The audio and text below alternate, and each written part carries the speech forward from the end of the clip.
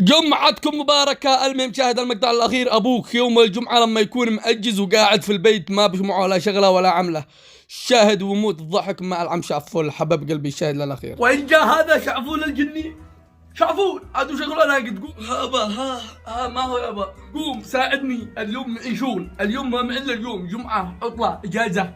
شو تقوم تساعدني؟ دديت الشنطة اديت العداد، تعال نشوف البيت ايش فيه من حاجة خربت ونصلحه. قوم بعدي. اللهم خرجت. شنو يا جدك بالبانة؟ انا داري في راسي هذا. قوم خلاص تمام والله انا جاي. سير تمام. بسم الله نبدا نصلح. ما هو هذا الدسميس. دسميس خارب.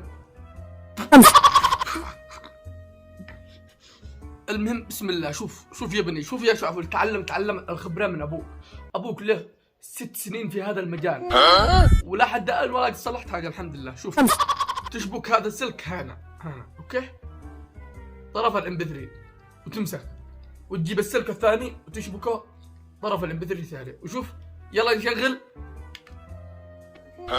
انتظر ركز، ضروري همستين. مش فاهم. سهل. قوم ننزل نعيل ابو حاجه خاربه نصلحها. قوم شعفول حبيبي جي وإذا تلاقينا حاجه خاربه حرام اليوم ما نرقد الا وقد صلحنا كل شيء، ما معنا اليوم عطله. جي هذا العين واحد يطرحها. هنا وين واحد يطرح هذا؟ اشياء شوفها هي شغاله. المهم اول ما اقول لك شغل ابشر ما اشغل الا لما تقول لي يلا. بسم الله انا عاد الجسم ماسك وباه.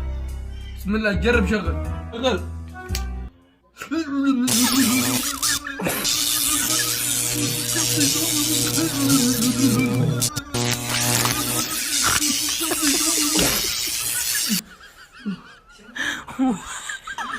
والله لا بارك فيك، انا داري انه